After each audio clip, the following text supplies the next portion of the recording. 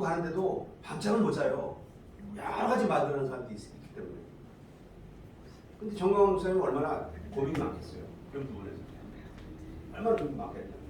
그러니까 양반이 생각했을 때는 안 되겠다 싶으니까 이거를 확산시키고 조직적으로 이걸 좀 더 확산시키면서 이것을 우리 파워를 가지고 하려고 그러면 대한민국에 이거 근본 있는 사람들, 그래서 장교들, 리더십이 있는 이 장교들을 같이 합류시키면 좋겠다. 그리고 거기에 이제 정광훈 목사님 옆에 있는 참모진들, 장군 출신들이 있고 이런 분들이 있으니까 일파만파 우리 김수열 단장님 대령 출신이고 6434기 대령 출신이고 ROTC 스리스타 장군들이 있고 하니까 그런 분들의 어떤 건의 내지는 회의를 통해 가지고 그럼 장교단을 해자 이렇게 해가지고 장교단이 이제 같이 다 따라붙은 거예요.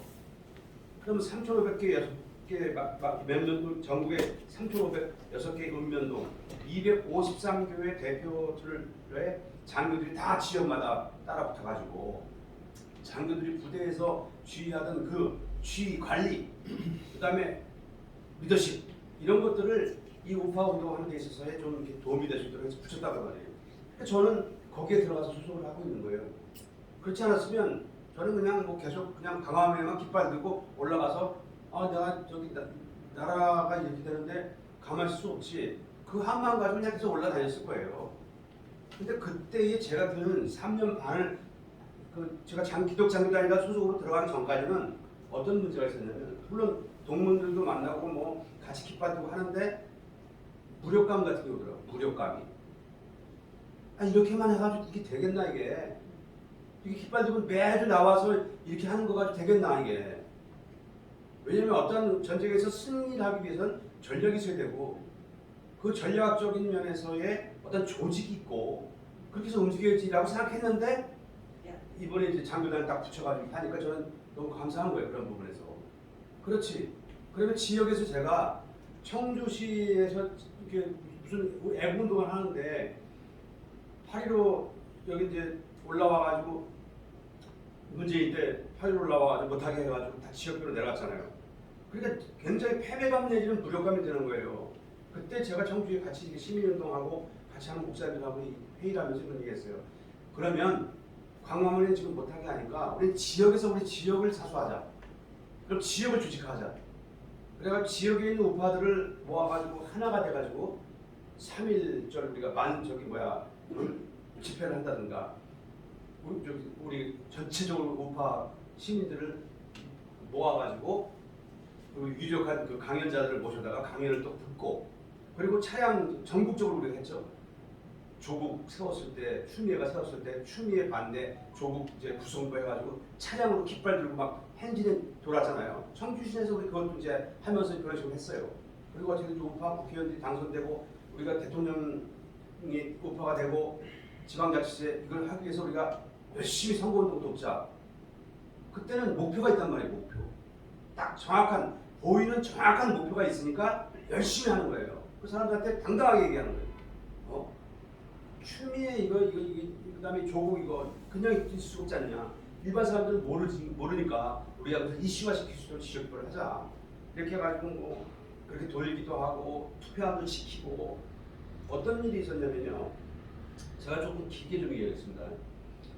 이 중요한 얘기이기 때문에 국회의원 선거에 있을 때 우리가 정말 당했잖아요. 부정선거는 생각도 못했어요. 부정선거를. 그런데 조직적으로 애들은 부정선거를 저지른 거예요. 우리가 사전투표함을 지키는데 사전투표를 지키는데 우리 60세 먹은 어떤 여자 집사님이 이제 부방대에서 이렇게 해가지고 이제 팻말을 해가지고 거기서 이제 자발적인 시민단체죠. 하기환 대표가 하자고 그래가지고 이제 한 거예요. 이게 보니까 이상하게 제가 아침에 제가 봤는데 오후에 또 왔더래요. 모자 뒤집어 쓰고. 그래서 이상하다 싶었는데 혹시 내가 잘못 봤겠지 싶어가지고 그냥 넘어갔는데 그 다음날 되니까 그 다음날 또 옷 바꿔 입고 머리 풀고 왔더라는 거예요. 제가 어제 분명히 봤던 아이인데 그래서 잡았어요. 그랬더니 이제 막 성관이 하고 나이가 난 거예요. 당신 뭔데 이렇게 소리 안 피우냐? 나 부방대. 그거는 무슨 공공 공적으로 등록된 단체도 아닌데 당신이 여기 경찰 부른다 그래서 경찰 부르라 그랬어요. 경찰이 왔어. 와가지고 이제 이 사람 신원대리 좀 해라. 그래서 형사가 이제 시끄럽게 하시면 이거 공무집행 방해되니까 그냥 알겠습니다. 이거 갔대요. 그리고 정부 형사한테서 전화가 왔어요. 대조하니까 맞더라. 이 사람이 주민등록증이. 근데 그걸 이 사람 내가 본 거 아니잖아요. 맞다 그러니까 맞는 건지 알지. 그런데 얘네들이 그래서 이제 그 형사한테 얘기를 했다는 거예요. 아니 형사님 보세요. 내가 나이가 60이 돼가지고 시간 들여 돈 들여 이렇게 하는 거 나라를 위해서 얘기를 한 건데 분명히 제가 어제 아침 오전에 오고 오후에 오고 저녁에 오후에 또 오늘 또 온 겁니다. 근데 걔네들이 보니까 우리가 잘 알다시피 지금 다 밝혀졌지만 조선족인 거예요. 조선족. 주민등록증 20개씩 이렇게 만들어가지고 이게 마스크 해가지고 이거 얼굴 대조도 안 하더라고 이거 제가 와서 보니까. 그래서 우리가 당했죠. 180석. 너무나 그 패배감 때문에 그다음 잠을 못 자는 거죠. 우리 다 그랬을 거예요. 밤잠을 못 자고 야 이거 나라 망하는 거다. 저는요 우리 애들이 다 미국 시민권자예요. 저는 미국 비자를 가지고 있거든요. 그냥 가면 돼 미국. 애들도 아유 비자 미국으로 들어오라고. 그런데 하나님이 나라가 이 모양인데 어딜 가요? 그리고 이 조국이 바로 서야지.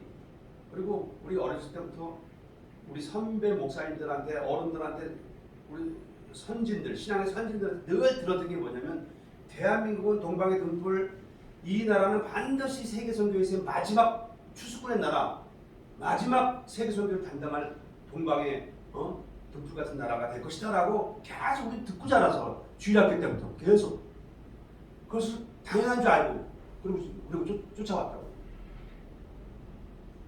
그런 관점에서 놓고 봤을 때는 이거는 나라의 인권을 우리가 볼 수가 없죠. 그래서 이런 과정 속에서 이제 그런 운동을 계속 해 나가면서 내린 결론은 제대로 된 결론은 그래 전략과 그 다음에 조직과 목표 명확한 목표가 주어졌을 때 병사들한테 야 저기 저 중국군이 있으니까 저 중국군 좀 물리쳐야 돼. 돌격 앞으로 이게 아니라고. 그렇죠? 우리 몇 중대는 어느 지역으로, 몇 중대는 어느 지역으로, 몇 대대는 어디로. 그다음에 화포는 언제 몇 시에. 그리고 공격 시간은 몇 시, 몇 분. 근데 처음에 공격은 뭐부터 시작한다. 이런 정확한 목표가 있을 때 목표가 확실해진다. 추적이 확실해진다. 그래서 그런 측면에서 놓고 봤을 때 제가 기독장교단에 소속이 돼가지고 하니까 오히려 전 너무 좋더라고요. 그래서 지금 이제 그것을 계속 이제 하고 있는 거고 이제 여기 우리가 자유마을 운동을 이제 하면서 200석을 만들고 200석이 다 끝나는 게 아니고 200석이 전략에 대한 것을 다 세워가지고 우리가 했지만 253년 중에서 250석을 했다고 이제 끝났다. 아니요, 안 끝나요. 왜 안 끝나냐면 제가 여기 자유마을 운동하기 위해서 지역에 있는 국민의힘 당협위원장하고 정은택 의원하고 다 이렇게 만나서 얘기해보고 전화통화하고 다 이렇게 해봤어요.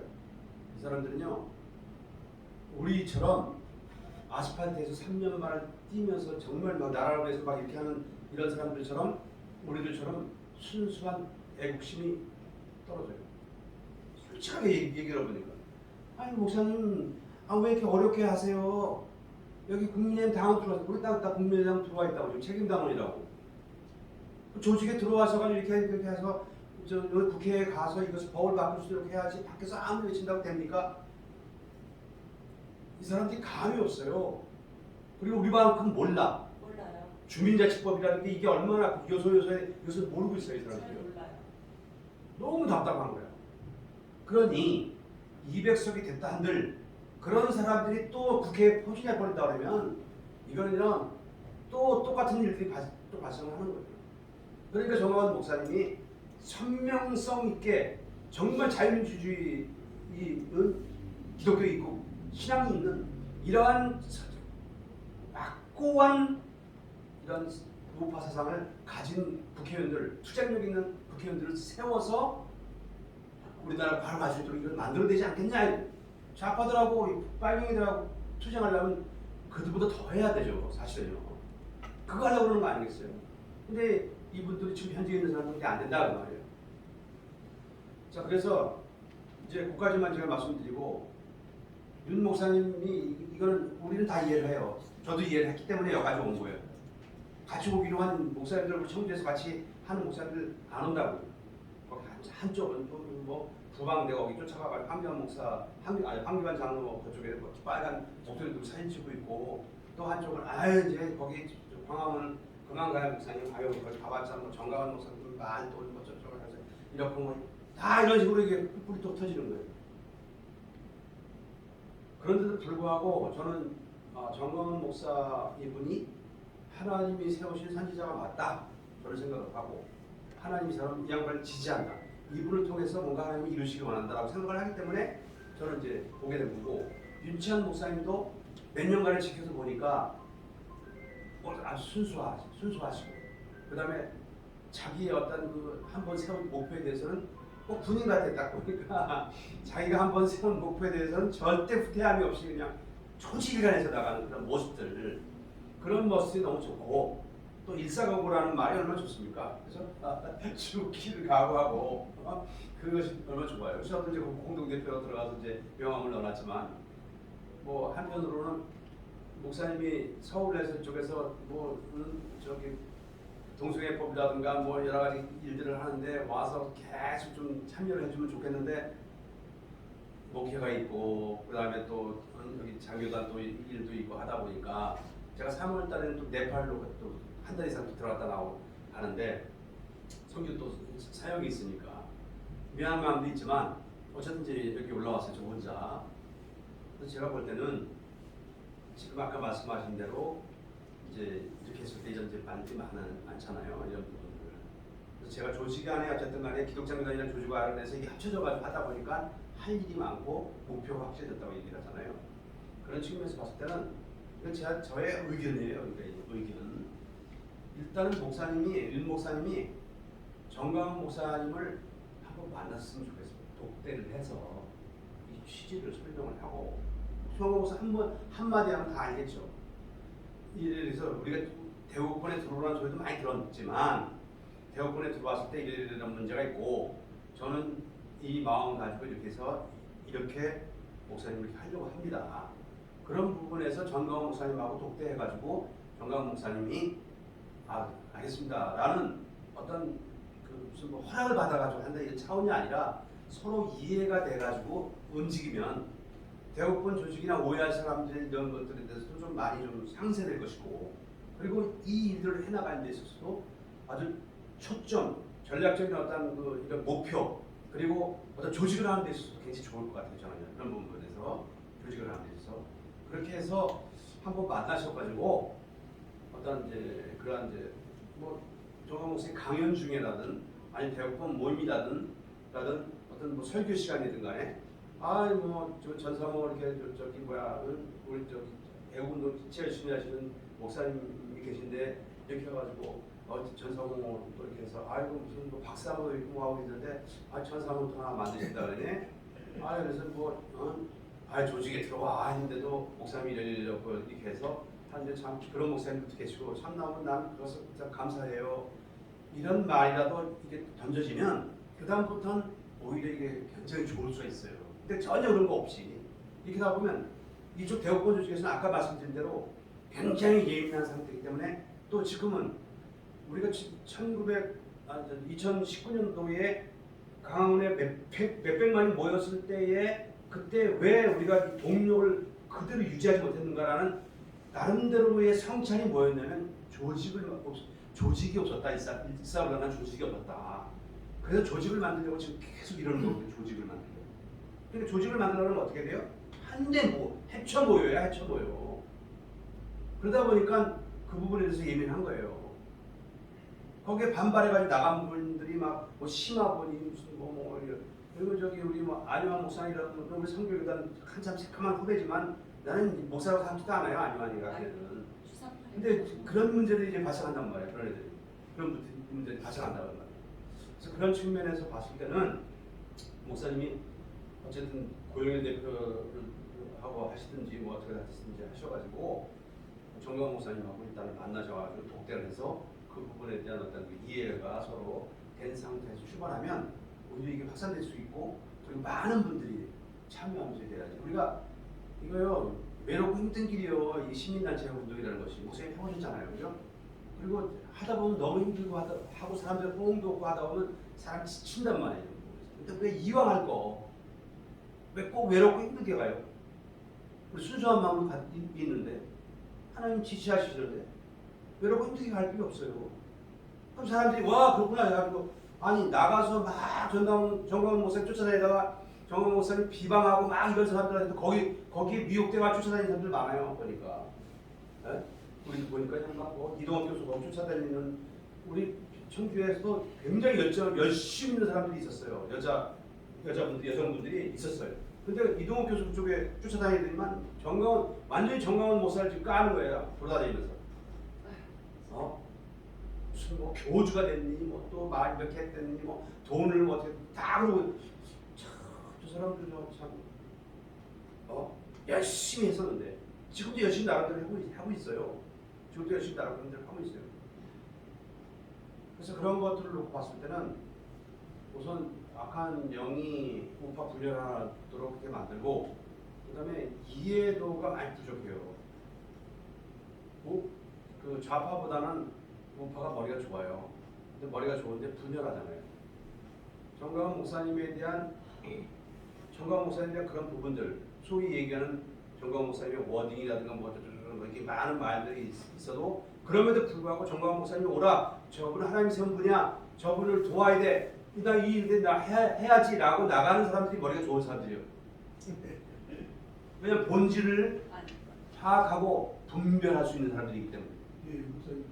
그런 측면에서 봤을 때는 제가 볼 때는 목사님이 아까 말씀드린 대로 한번 만나셔가지고 그렇게 어느 정도 이렇게 된 상태에서 이 일들을 한다 그러면 더 추진력 있고 많은 사람들이 호응을 얻지 않겠다 생각하고 그렇게 되면은 저도 청주에서 또 이런 분들 다시 또 추스리고 해서 우리 또 장교들 중에서도 추스리고 해가지고 더 많이 가입해가지고 큰 동력 가지고 움직이지 않겠나.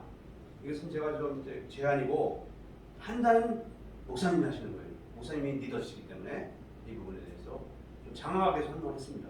많이 배웠습니다. 감사합니다.